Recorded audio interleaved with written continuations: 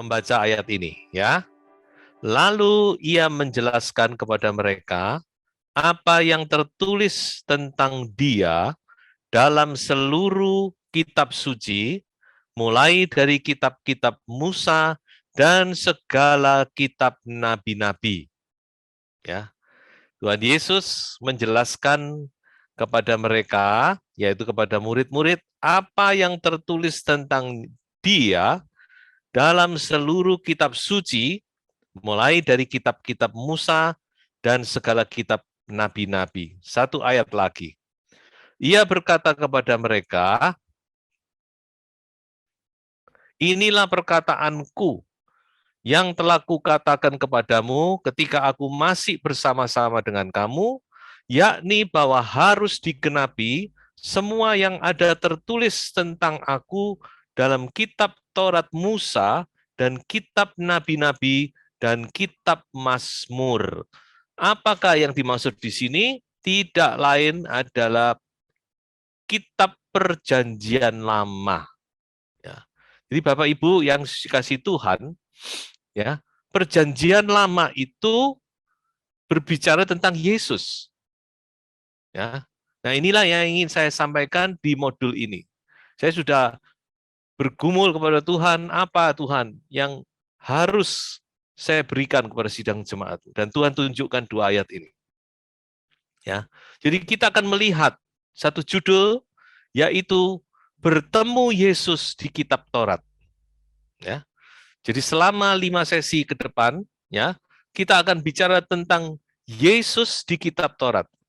Saudara, kita seringkali kesulitan kalau membaca kitab Taurat, ya toh? Yang dimaksud kitab Taurat itu 5 kitab. Kejadian, Keluaran, Imamat, Bilangan, Ulangan. Seringkali kita susah menangkap.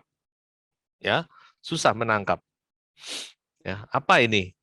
Apalagi kalau bicara kitab Imamat, waduh susah. Tapi sebenarnya, saudara, kita harus tahu bahwa kitab Taurat itu bicara tentang Yesus. Yesus adalah sentral. Hanya seringkali kita tidak mengerti. Nah, inilah yang menjadi beban saya. Ya, tentu kita bicara dalam banyak hal tentang kitab-kitab ini, tapi saya akan fokuskan kepada satu topik, yaitu kita akan melihat Yesus di dalam kitab Taurat. Ya, saya yakin di antara apa yang akan kita pelajari ini adalah apa yang Tuhan Yesus jelaskan kepada murid-murid ketika ia bangkit dari kematian. Ia berkata, masa kamu nggak tahu bahwa kitab Taurat ini bicara tentang aku? Dan dia mulai menjelaskan. Dan inilah yang mau kita pelajari, saudara. Ya, supaya kita tahu bahwa isi Alkitab semua menunjuk kepada pribadi yang satu ini, yaitu Yesus. Haleluya. Ya. Nah, sesi pertama ini kita akan melihat kepada kitab Kejadian, ya, bertemu Yesus di kitab Kejadian. Nah, saudara-saudara, coba kita belajar lebih dahulu sejenak, ya. Apa sih kitab Kejadian itu? Ya. Nah, jadi saya menggunakan kesempatan ini juga untuk mengajar kepada saudara sedikit gambaran tentang kitab-kitab ini supaya kita tidak merasa asing, ya. Nah, kita tentu tahu bahwa kitab Kejadian ini adalah kitab pertama dalam Alkitab kita. Sekaligus adalah kitab yang pertama dari kitab Taurat. Tadi sudah saya katakan bahwa yang dimaksud dengan kitab Taurat adalah 5 kitab pertama ini. Kejadian, Keluaran, Imamat, Bilangan, Ulangan. 5 kitab ini disebut kitab Taurat. Ya. Dan 5-5-nya ditulis oleh Nabi Musa. Dan ini kitab yang paling penting bagi orang Yahudi. Jadi setiap tahun mereka membaca, terus diulang kitab Taurat. Jadi kitab Taurat ini penting, saudara. Ya. Nah, inilah Kejadian, kitab pertama dari Alkitab kita. Ya. Dan kitab yang pertama dari kitab Taurat. Dan Kejadian ini sangat penting, saudara. Kitab Kejadian ini sangat penting. Ya, mengapa saya katakan demikian? Karena kitab ini adalah kitab yang menulis tentang permulaan segala sesuatu. Makanya disebut the book of beginnings atau the book of origin. Jadi segala sesuatu ya yang bisa saudara sebutkan itu ditulis oleh kitab Kejadian ini. Ya, permulaan alam semesta, gitu. Permulaan langit dan bumi. Ya, permulaan ya semua ciptaan Allah ada di situ. Ya. Permulaan dari manusia.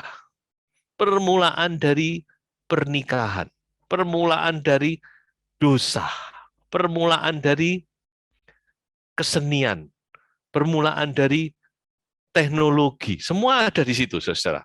Ya. Permulaan dari bangsa-bangsa. Permulaan, pokoknya Saudara mau cari permulaan apapun, itu semua tercakup di dalam kitab Kejadian ini. Makanya disebut kitab permulaan. Yang kedua, kitab Kejadian disebut kitab benih. The book of seed. Seed itu benih. Ya. Jadi kitab Kejadian ini seperti benih. Ya. Dia seperti benih, dia seperti mata air, seperti benih. Ya. Dan nanti puncaknya, ujungnya, muaranya ada di kitab Wahyu. Itulah hebatnya Alkitab kita. Ya, ditulis kurang lebih dari Kejadian sampai Wahyu itu bentangan waktunya adalah kurang lebih 1,5 milenium. Tapi dari Kejadian sampai Wahyu itu semua terkait satu dengan yang lain. Benang merahnya itu jelas sekali. Mengapa? Karena penulisnya cuma satu, yaitu Roh Kudus.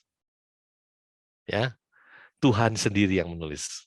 Sehingga walaupun yang dipakai itu manusia dari 1,5 milenium, dari berbagai macam latar belakang yang tidak pernah ada hubungan, yang tidak pernah mengenal satu dengan yang lain, tapi tetap punya satu kesatuan. Ya.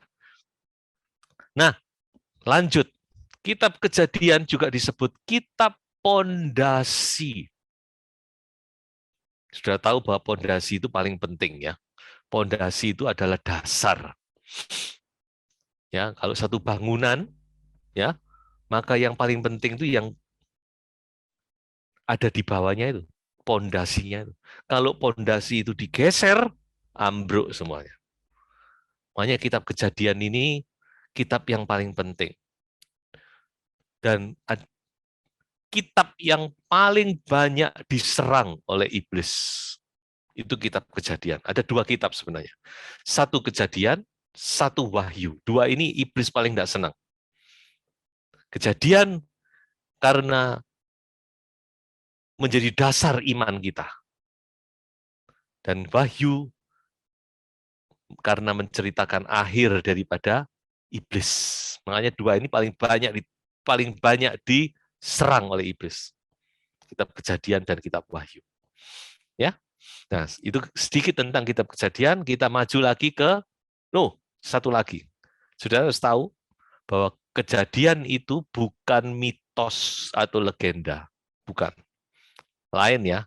Saudara mungkin yang suka baca cerita-cerita macam-macam, saudara tentu pernah membaca mitos atau legenda, ya, legenda atau mitos tentang gunung ini, terjadinya gunung ini, itu mitos, saudara-saudara. Tapi kalau Kejadian itu adalah fakta dan sejarah. Artinya apa kalau fakta dan sejarah? Artinya itu sesuatu yang nyata.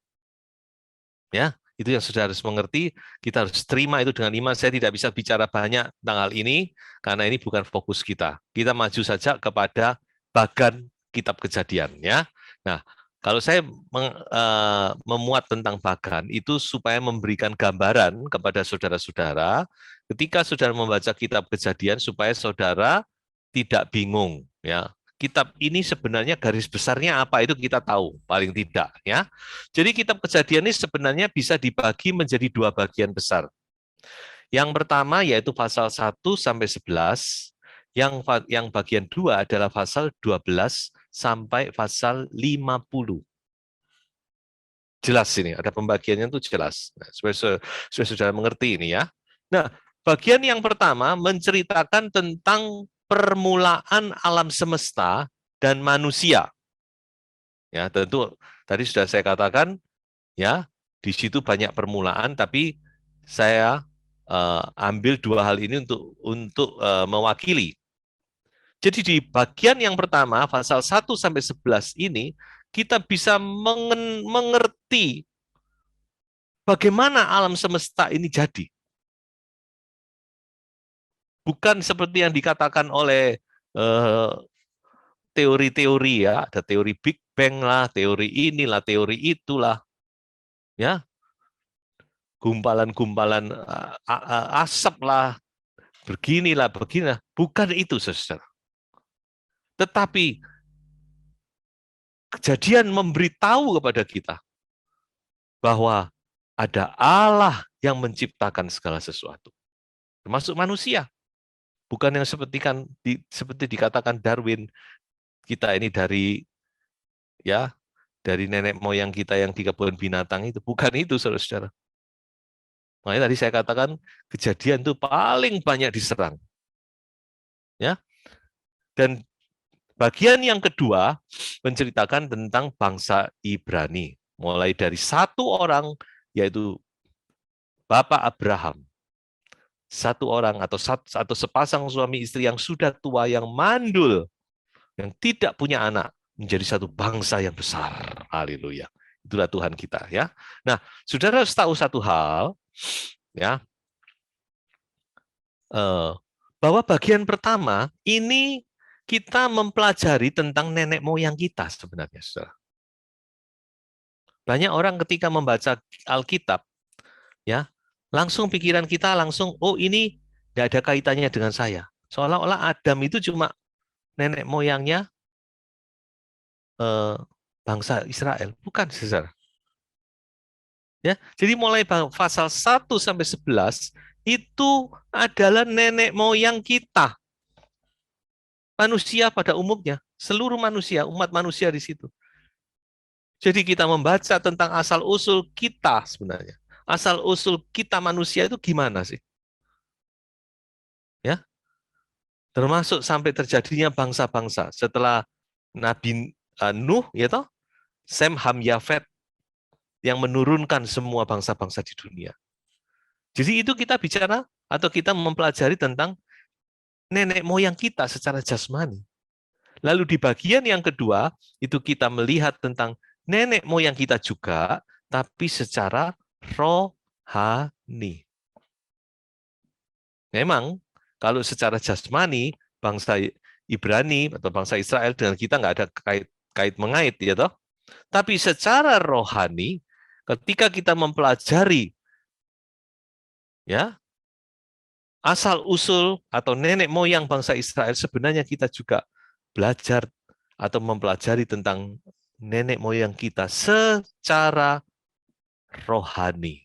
Mengapa saya katakan demikian? Karena Rasul Paulus berkata bahwa kitalah orang Israel rohani. Ya, jadi sebenarnya yang kita baca ini bukan satu sejarah yang sama kita nggak ada kaitannya, tidak, saudara. Jadi ketika kita membaca kitab Kejadian, kita sedang membaca sejarah kita sendiri, baik secara jasmani, ya toh, dan juga sejarah kita secara rohani. Ya, dari situ saudara akan membaca atau melihat kitab Kejadian dengan pandangan yang lain. Ya, nah di dalam bagian pertama, ya ada 4 peristiwa besar, yaitu penciptaan, ya.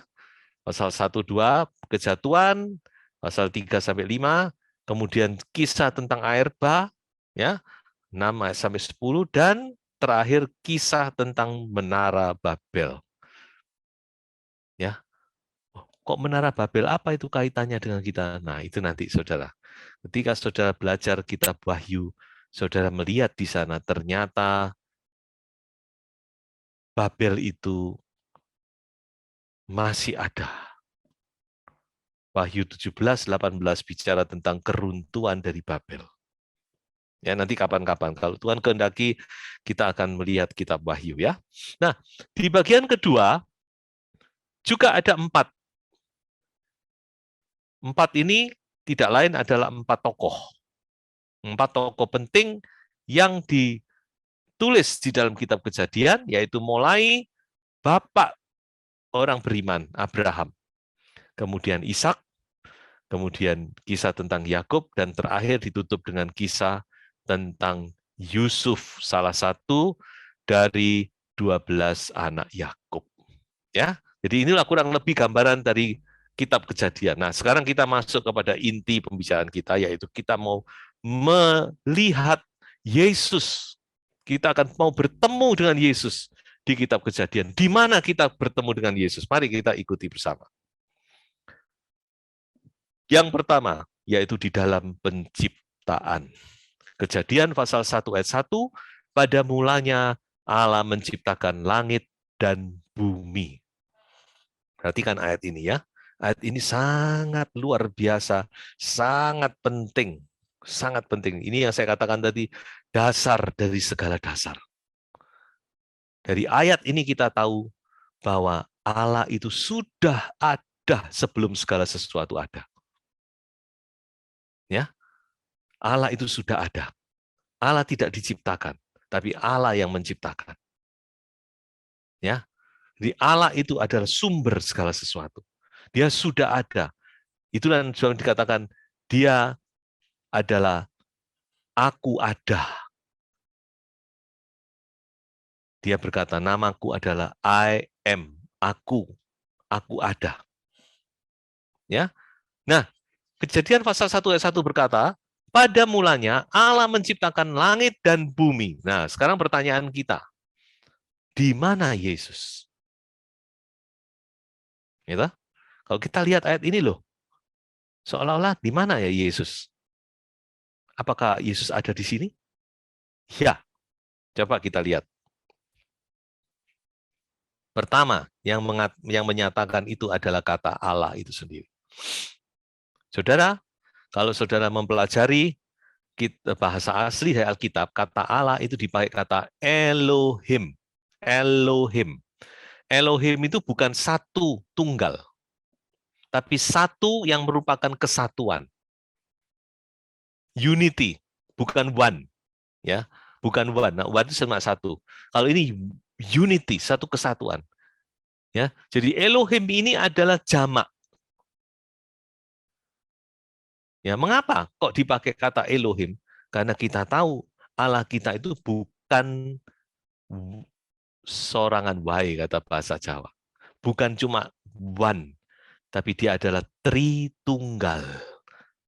Satu yang terdiri dari tiga pribadi yang adalah satu. Jadi Yesus ada di situ. Jadi kata Allah itu sudah menunjukkan bahwa Yesus, dia ada di situ.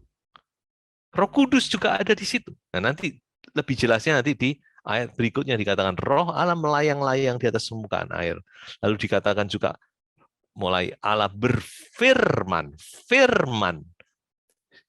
Yesus adalah firman Allah yang menjadi manusia, ya toh? Yohanes berkata, dia adalah firman, pada mulanya adalah firman. Firman itu menjadi manusia dan tinggal di antara kita. Oke? Ini yang pertama. Yang kedua, kata menciptakan. Ya. Kembali kita melihat, dengan apa Allah menciptakan langit dan bumi? Kita tahu Allah menciptakan langit dan bumi, yaitu dengan firman. Ya, dengan firman. Berarti apa? Berarti Yesus ya bekerja sama dengan Bapa, dengan Roh Kudus, ketiganya menjadi satu dan menciptakan. Segala sesuatu dijadikan oleh Dia, yaitu firman itu. Ya, ada 3 ayat di sini. Bapak Ibu silakan mencatat ya, nanti dibaca setelah acara ini selesai. Ibrani 11 ayat 3, Yohanes 1 ayat 3, Kolose 1 ayat 16, semua berbicara bahwa alam semesta ini dijadikan oleh firman.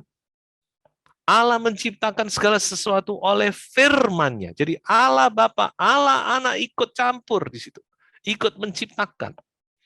Dia adalah firman. Segala sesuatu diciptakan di dalam Dia, oleh Dia dan untuk Dia, kata Kolose. Tanpa Dia tidak ada tidak terjadi segala sesuatu. Ya. Jadi saudara-saudaraku, dari ayat yang pertama ini kita sudah melihat Yesus ada di situ. Ya, Dialah. Ya, melalui Dialah, oleh Dialah segala sesuatu itu diciptakan. Allah Bapa menciptakan segala sesuatu dengan kuasanya melalui firman-Nya. Dan itu diperjelas nanti di ayat yang ketiga. Allah berfirman, jadilah terang, maka terang pun jadi. Ya, jadi saudara, ya, pertama-tama kita berjumpa dengan Yesus di dalam penciptaan. Jadi selama ini mungkin kita tidak melihat Yesus di situ, karena tidak ada namanya. Ya, tapi ketahuilah bahwa sesungguhnya Dia sudah ada di situ. Dia sudah berkarya bersama-sama dengan Bapa dan Roh Kudus menciptakan langit dan bumi. Ya. Nah, yang kedua, dari mana atau di mana kita berjumpa dengan Yesus?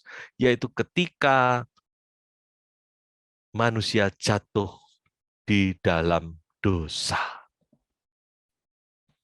Ya, ketika manusia jatuh dalam dosa.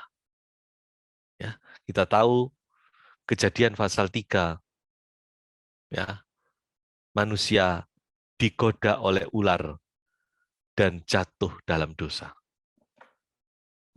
Ya.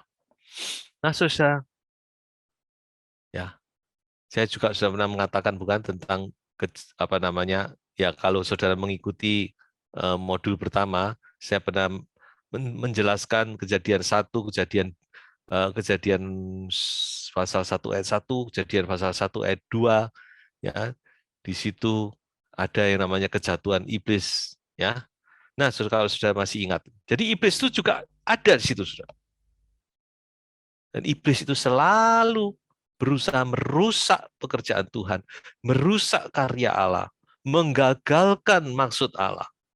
Dan itu terjadi di Taman Firdaus. Dia masuk melalui wanita. Makanya ya Tuhan tidak salah mengatakan, ya, dikatakan oleh Tuhan, kenapa kok pria itu menjadi pemimpin dalam keluarga? Maaf, ini agak menyimpang sedikit, ya. Salah satunya karena dikatakan di dalam surat Timotius, karena yang tergoda, karena yang membuat manusia jatuh dalam dosa, yang tergoda itu wanita. Ya, jadi tolong di sini kita semua boleh memahami, ya, di sini banyak wanita-wanita yang ikut, ya. Ya, saudara harus memahami, ya, kelebihan dan kekurangan saudara, ya. Jadi di sini dikatakan ketika manusia jatuh dalam dosa, katakan Allah datang mencari untuk menyelamatkan manusia, bukan manusia yang mencari Allah. Perhatikan ini, saudara. Allah datang, Allah yang datang, gitu. Di dalam Kejadian pasal 3, Allah datang mencari Adam. Hai Adam, di mana engkau? Kok tidak kelihatan Adam? Ya, rupanya Adam dan Hawa punya jam persekutuan dengan Allah di hari sejuk. Ya, tadinya mereka seperti sahabat, ya, sering berbicara, berbincang-bincang, dekat sekali, luar biasa, ya. Mereka punya kemuliaan. Tapi ketika mereka jatuh dalam dosa, mereka sembunyi, mereka takut. Tuhan, kami di sini, kami takut Tuhan. Dan Tuhan tahu, ya, sebelum mereka ngomong Tuhan juga sudah tahu, saudara, ya. Tapi Tuhan itu mencari, where are you Adam? Di mana engkau? Tuhan tahu keadaan kita malam hari ini. Mungkin ada di antara kita yang sudah jauh dari Tuhan. Tuhan tahu. Ya, tapi Tuhan butuh pengakuan kita. Kadang-kadang Tuhan ingin rindu kita yang mengaku, kita yang datang kepada Tuhan. Ya, nah jadi kita melihat di sini, ketika manusia jatuh dalam dosa, Allah datang mencari dan menyelamatkan. Mencari untuk menyelamatkan, bukan untuk menghukum. Ingat loh, saudara-saudara. Ya, banyak orang ketika sudah jatuh dalam dosa, mereka takut ketemu Tuhan. Takut apa? Takut dihukum. Nah, ini juga satu apa ya? Karena rasa bersalah itu ditanamkan oleh iblis ya. Sehingga berkata, aku takut nanti. Padahal Tuhan itu mencari untuk menyelamatkan. Ya. Lalu bagaimana cara Tuhan menyelamatkan? Ada dua. Yang pertama, nah, dengan perjanjian mesianik namanya. Dalam Kejadian pasal 3:15 Tuhan berkata kepada ular, aku akan mengadakan permusuhan antara engkau dan perempuan ini, antara keturunanmu dan keturunannya. Keturunannya akan meremukkan kepalamu dan engkau akan meremukkan tumitnya. Perhatikan saudara, perhatikan ayat ini. Ini adalah ayat yang luar biasa. Ini adalah ayat yang pertama-tama dalam Alkitab, di mana Allah menjanjikan akan datangnya Mesias. Ya, dalam bahasa Inggris dipakai kata antara benihmu dan benih perempuan ini. Nah, ini benih perempuan ini yang terus diuber, dikejar oleh iblis. Makanya kita tahu dalam Alkitab berapa kali iblis mau membinasakan benih perempuan ini, ya toh? Ya, salah satunya di kitab Esther, ya toh? Kalau saudara membaca kitab Esther sudah tahu, ya, iblis berusaha membinasakan keturunan daripada umat pilihan Allah, ya. Karena dia tahu itu akan muncul benih, ya. Jadi ini janji Allah. Jadi Allah memberikan perjanjian, satu saat kepala ular ini akan diremukkan oleh benih perempuan ini. Tapi ular diizinkan menggigit tumit daripada benih perempuan ini. Nanti kita lihat apa itu digenapi. Nah, satu hal yang ingin saya garis bawahi, yaitu benih perempuan. Nah, saudara, ya. Mungkin saudara tidak berpikir jauh. Kenapa kok terus benih perempuan? Ya, kok nggak disebut benih laki-laki? Bukankah benih itu berasal dari laki-laki? Ya, sperma itu, benih itu, ya, itu adalah laki-laki yang memberikan kepada wanita, bukan? Tapi Allah berkata benih perempuan. Nah, inilah saudara-saudara, disinilah sebenarnya kalau kita mau merenungkan bahwa Yesus itu adalah penggenapan daripada janji Allah. Kenapa? Karena Yesus tidak dilahirkan dari benih laki-laki. Kita tahu kelahiran Yesus adalah karena karya Roh Kudus. Semata-mata karya Roh Kudus, bukan Roh Kudus dan Maria, bukan. Maria hanya dipakai kandungannya. Benih itu ditanamkan dalam kandungan Maria. Makanya disebut benih perempuan. Karena tanpa campur tangan laki-laki. Ya, oke. Yang kedua, yaitu melalui pakaian yang diberikan kepada Allah. Kepada Adam.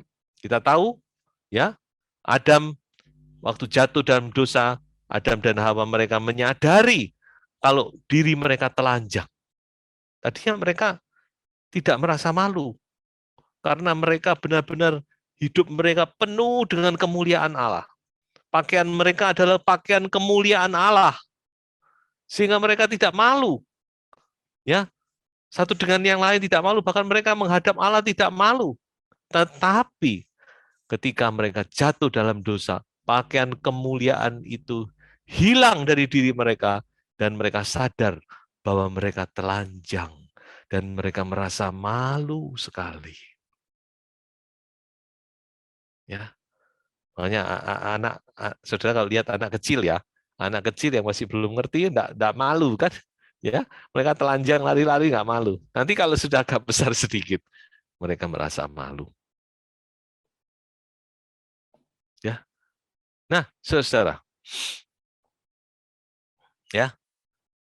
Jadi kita melihat di sini, ketika mereka merasa malu, mereka mengambil pakaian dari daun pohon ara.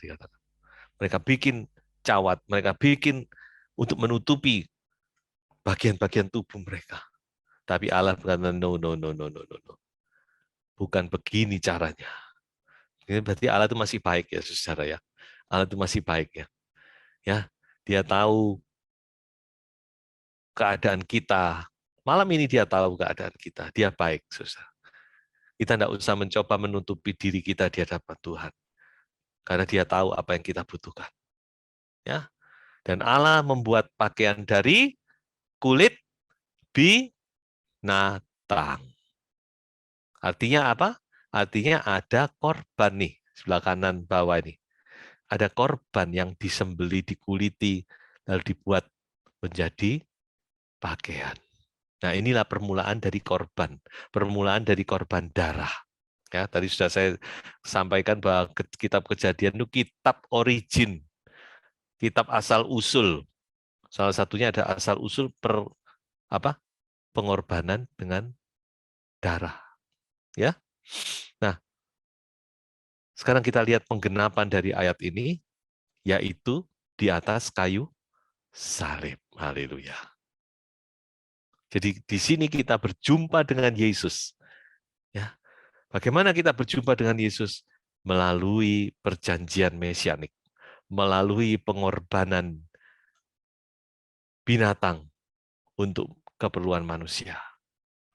Ya, di atas kayu salib, Yesus adalah benih perempuan yang digigit tumitnya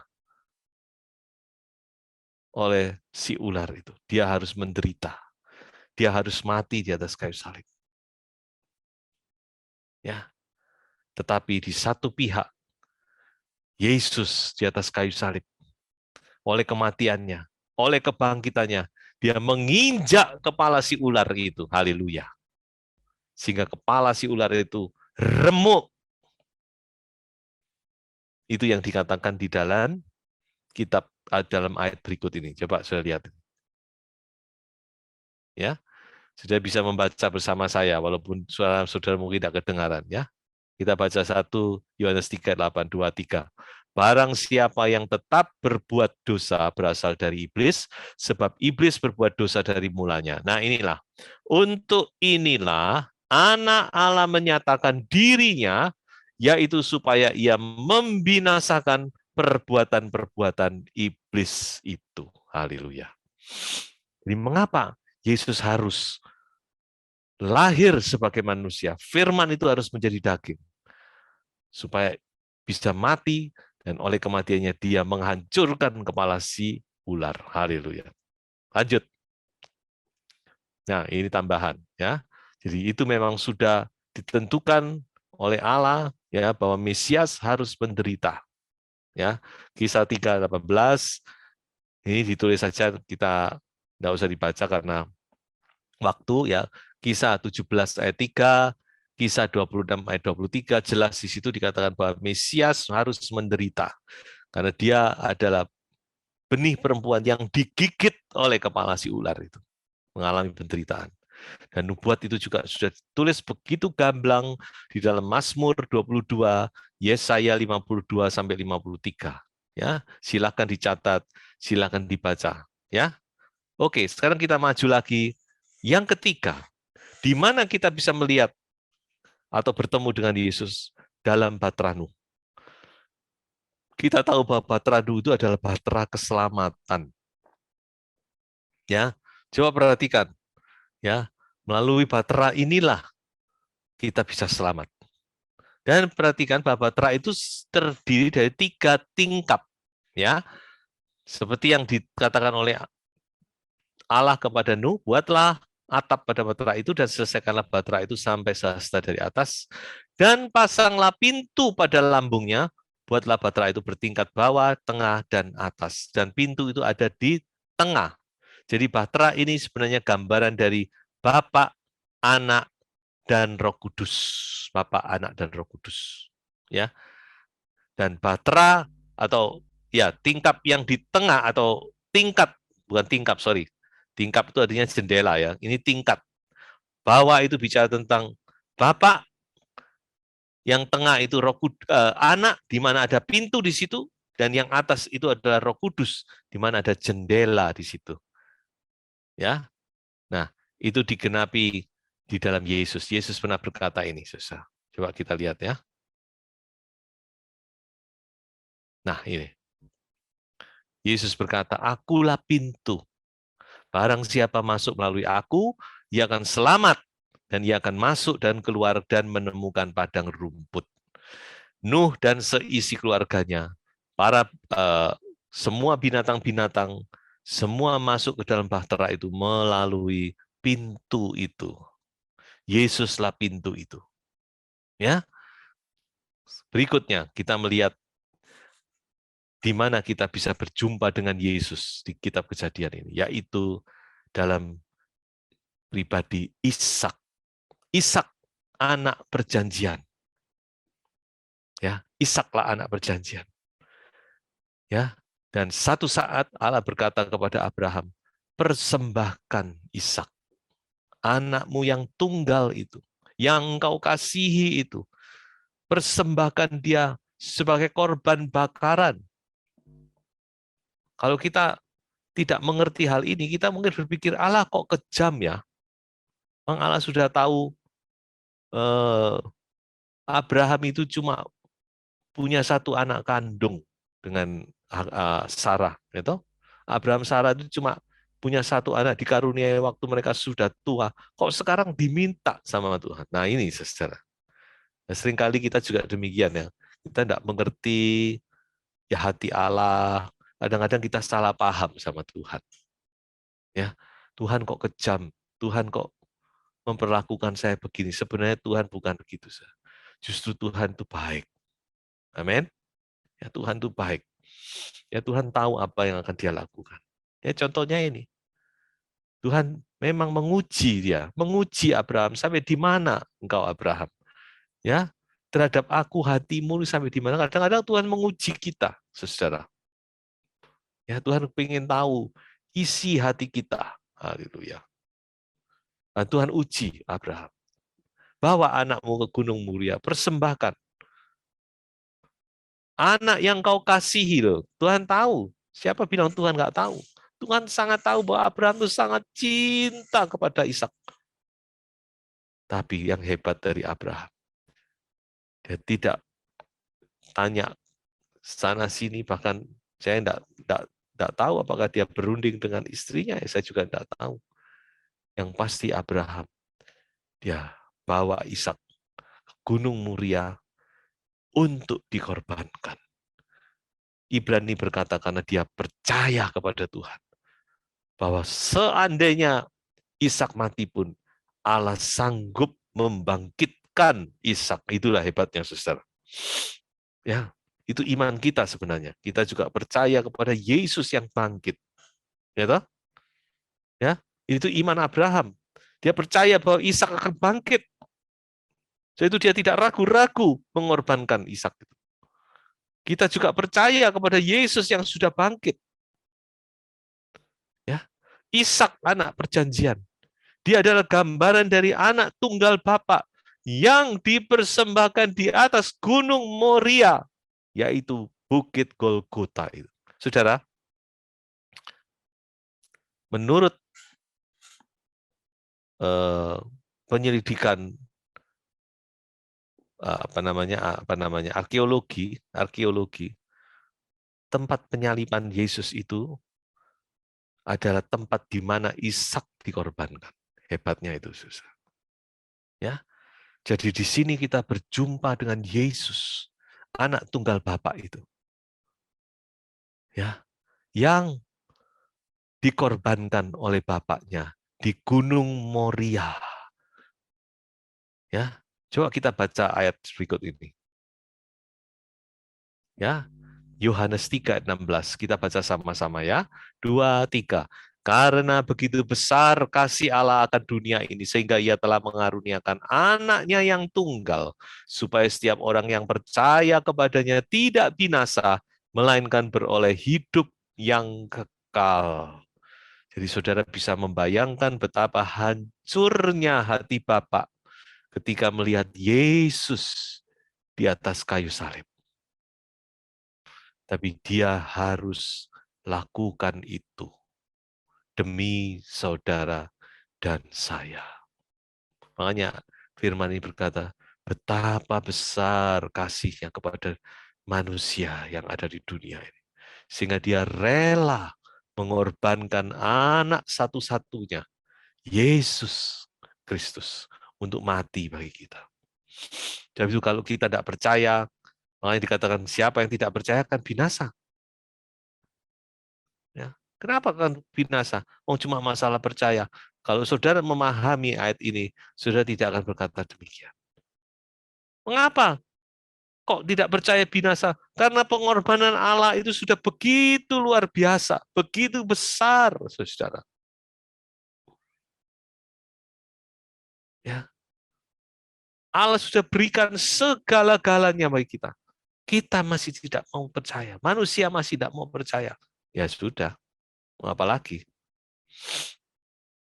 Ya, kalau saudara sudah berbuat yang terbaik untuk seseorang, lalu seseorang menolak, ya mau gimana lagi? Ya, oke, kita maju lagi, saudara. Dan ini yang terakhir, ya. Jadi kita sudah melihat. Saya ulang dulu sebelum kita lupa. Yang pertama, kita bertemu Yesus dalam kisah penciptaan, ya. Kita bertemu Yesus di dalam kisah kejatuhan manusia. Ya, ada dua janji di situ. Apa bukan sejadi, sorry, dua hal yang menggambarkan Yesus, ya, perjanjian mesianik dan hewan yang dikorbankan untuk menutup ketelanjangan Adam dan Hawa. Ketika kita bertemu Yesus di dalam Bahtera Nuh, ya, Bahtera itu gambaran dari Tritunggal Allah, dan tingkat yang tengah itu, di mana ada pintu di situ, itu adalah pribadi kedua. Dialah pintu masuk kepada keselamatan. Dan kita keluar masuk melalui pintu itu, kita akan menemukan padang rumput yang hijau. Ya toh? Keempat, kita bertemu Yesus melalui pengorbanan, melalui Ishak, anak tunggal Bapa yang dikorbankan di atas Gunung Moria. Dan terakhir yang kelima, kita bertemu Yesus melalui pribadi Yusuf. Saya tulis Yusuf adalah juru selamat yang ditolak. Jadi Yusuf ini saudara-saudara, ya, dia mengalami penolakan. Ya, kita tahu riwayatnya, ya, dia sempat dijual, ya, dibenci, diiri hati, dijual, dan seterusnya.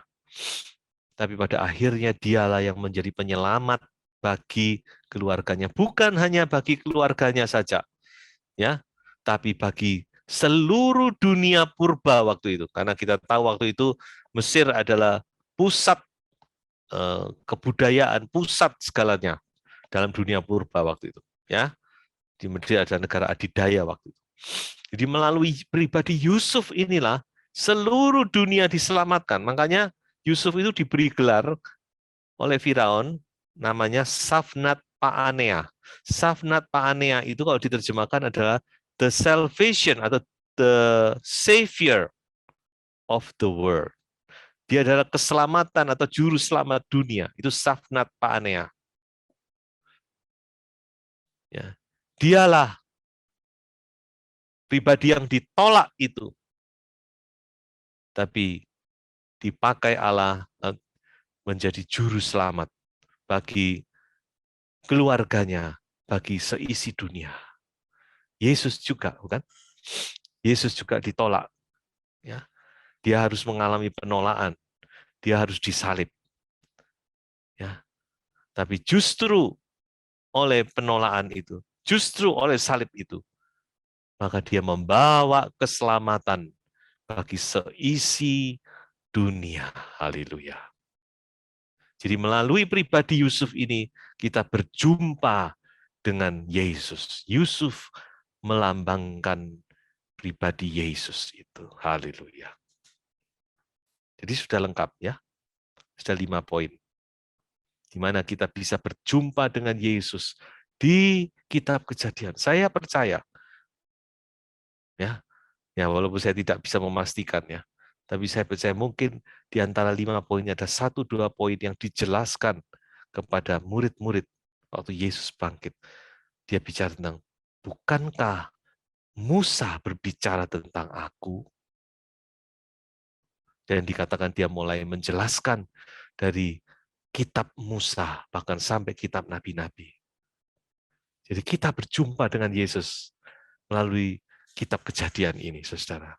Ya, dan pada akhir dari kitab Kejadian, saya akan akhiri di sini. Ya, kitab Kejadian ini diakhiri dengan pesan pesan Yusuf sebelum ia mati.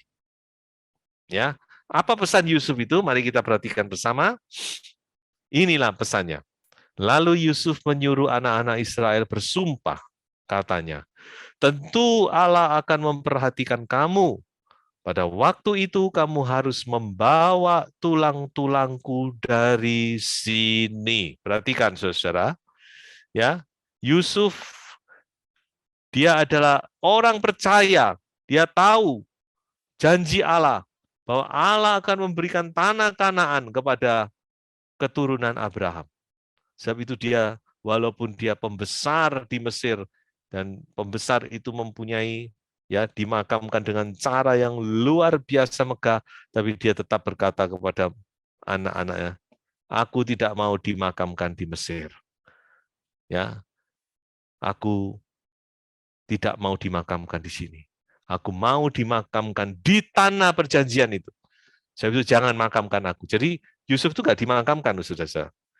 Ya, saya pikir Yusuf itu cuma ditaruh dalam peti, ratusan tahun dalam peti itu, karena melewati masa ya, melalui keluaran Masian ya toh, sampai di kitab Yosua waktu mereka merebut tanah Kanaan, di situ ada catatan di mana baru mereka menguburkan tulang belulang Yusuf di Sikem. Jadi selama ratusan tahun Yusuf di dalam peti mati. Jadi ini yang dikatakan oleh kitab Ibrani.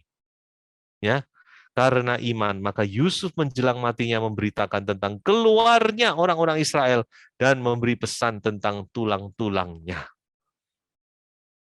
Jadi saudara-saudara, kalau saya boleh simpulkan kitab Kejadian ini luar biasa. Dimulai, ya kalau kita bicara mulai pasal 12 ya, anggaplah pasal 12 ini sejarah dimulai, sejarah dari orang nenek moyang rohani kita, bukan? Ya, maka dimulai dengan seorang yang beriman bernama Abraham, diakhiri dengan seorang yang beriman bernama Yusuf. Itu yang dikatakan oleh Rasul Paulus, bahwa kita berjalan dari iman kepada iman. Haleluya.